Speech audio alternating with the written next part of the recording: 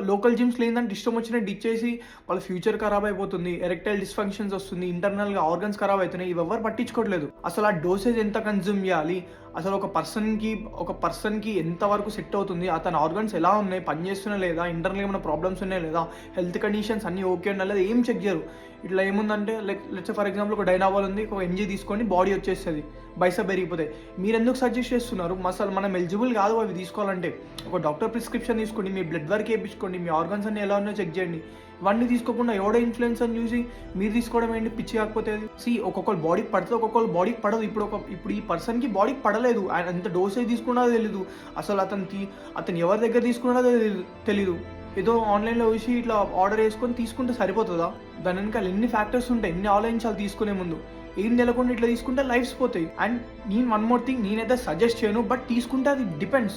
అది మీ లైఫ్, మీ personal life. అది ఎవడిష్టం వాడిది. నేను వెళ్ళి తీసుకోకు అని చెప్తే ఎవడు వినే స్టైల్లో ఎవడు లేడు. మనం ఎవరికి సలహాలు ఇచ్చినా కూడా ఎవరు తీసుకునే ఫేస్లో ఎవడు ఉండడు. ఎవడిష్టం వాడిది, ఎవరి పర్సనల్ లైఫ్ వాడుకుంటుంది. సో నేను అందరినీ రెస్పెక్ట్ చేస్తున్నాను. బట్ ఎవరికైతే తీసుకునే మైండ్ సెట్ ఉందో బెటర్ కన్సల్టెడ్ డాక్టర్. జాగ్రత్తగా చూసి ఏం చేయాలనుకునే వాళ్ళు. బట్ మెయిన్ థింగ్ చెప్తున్నాను, ఎవరైతే స్టూడెంట్స్ ఉంటారు కదా, మీరు అసలు ఆ ఫేస్లోకి వెళ్ళకండి.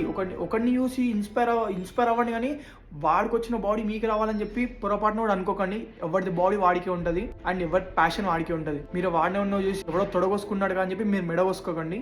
మీ లైఫే ఖరాబ్ అవుతుంది.